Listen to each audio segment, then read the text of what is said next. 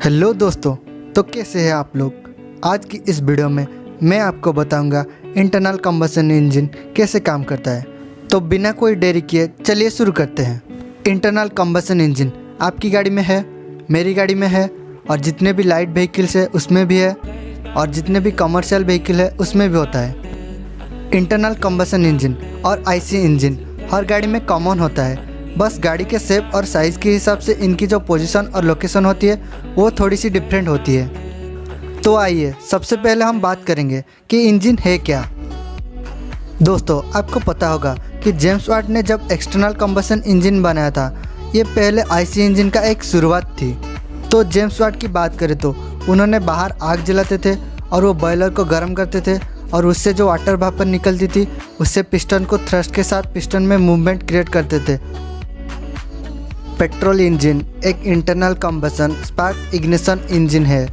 इसका मतलब है एयर और फ्यूल की मिक्सचर को इंजन के अंदर ही जलाया जाता है, और इसे जलाने के लिए इलेक्ट्रिक स्पार्क का यूज होता है। ये इलेक्ट्रिक स्पार्क प्लग के द्वारा ही क्रिएट किया जाता है। अब हम फोर स्ट्रोक इंजन के पार्ट्स के बारे में जानेंगे। सिलेंडर, ये एक सिलिंड्रिकल वेसल है जिसमें पिस्टन आगे पीछे मूव करता है। पिस्टन, कनेक्टिंग रॉड पिस्टन और क्रैंकशाफ्ट को जोड़ता है और फोर्स को पिस्टन से क्रैंकशाफ्ट तक पहुंचाता है। क्रैंकशाफ्ट पिस्टन के रेसिप्रोकेटिंग मोशन को रोटरी मोशन में बदल देता है। कनेक्टिंग रॉड का बड़ा वाला सिरा क्रैंकशाफ्ट से जुड़ा रहता है और क्रैंक पर फ्रीली रोटेट हो सकता है। कनेक्टिंग रॉड का छोटा वाला सिरा गर्जन पिन के साथ जुड़ा रहता है और कनेक्टिंग रॉड गर्जन पिन पर घूम सकता है। पिस्टन को सिलेंडर के अंदर रखा जाता है ताकि पिस्टन एक ही डायरेक्शन में घूम सके। इस टाइप का जो मैकेनिज्म बनता है उसे स्लाइडर क्रैंक मैकेनिज्म कहा जाता है।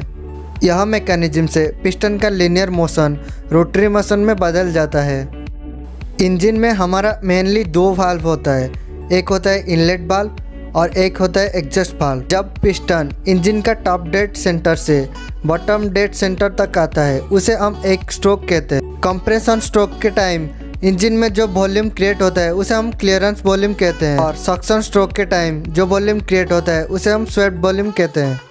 स्पार्क इग्निशन इंजन में सिलेंडर के अंदर जाने से पहले लिक्विड फ्यूल को छोटी छोटी बूंदों में तोड़ा जाता है, वेपराइज किया जाता है और हवा के साथ सही अनुपात में मिलाया जाता है। जब इंजन स्टार्ट होता है पिस्टन टीडीसी से बीडीसी में जाता है, जिसके कारण इंजन में एक वैक्यूम सा क्रिएट होता है। इसी टाइम इनलेट वाल्व खोलती है और फ्यूल और मिक्सचर इंजन के अंदर जाता है। इसके बाद इंजन अपने मूवमेंट ऑफ इनर्शिया के कारण जारी रखता है और कंप्रेशन स्ट्रोक की शुरुआत होती है। कंप्रेशन स्ट्रोक के टाइम पिस्टन बीडीसी से टीडीसी में चला जाता है, जिससे फ्यूल कंप्रेस होता है। कंप्रेशन की वजह से चार्ज का टेम्परेचर और प्रेशर बढ़ जाता है। इसी टाइम स्पार्क प्लग के द्वारा स्पार्क क्रिएट किया जाता है, जिसके वजह से एक विस्फोट सा होता है। प्रेशर की वजह से पिस्टन नीचे की तरफ मूव करने लगता है और गर्म गैसेस एक्सपेंड होने लगता है। इसके बाद पिस्टन बीडीसी से टीडीसी में चला जाता है, एग्जॉस्ट वाल्व खोलता है और जल चुकी गैसेस पिस्टन बाहर धकेल देता है।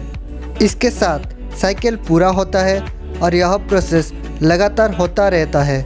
यहाँ एक ध्यान देने की बात है, इंजन केवल पावर स्ट्रोक के टाइम ही पावर जनरेट करता है। पावर स्ट्रोक के दौरान लोड के द्वारा जितना वर्क चाहिए इंजन उससे ज़्यादा वर्क बनाता है, जिसके कारण इंजन में एक्सीलरेशन होता है।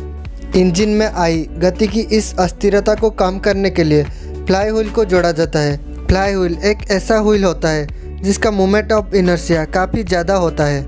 जब पावर स्ट्रोक के दौरान ज़्यादा एनर्जी प्रोड्यूस होता है वो फ्लाई व्हील में स्टोर होता है। जब इंजन को कंप्रेशन और दूसरी स्ट्रोक के दौरान एनर्जी की ज़रूरत होती है तब फ्लाई व्हील थोड़ा सा डिसएक्सीलरेट होकर यह एनर्जी इंजन को उपलब्ध कर देती है। ऐसे ही क्रैंकशाफ्ट फ्लाई व्हील के थ्रू गियरबॉक्स में कनेक्ट होता है और गियरबॉक्स से आपकी व्हील तक पावर पहुंचती है और हमारा गाड़ी चलता है। आशा करता हूं आपको ये वीडियो अच्छा लगा होगा और इंजन के रिलेटेड कुछ बेसिक नॉलेज मिल गया होगा। और हाँ, जाते जाते मेरे चैनल को please like, share and subscribe करें।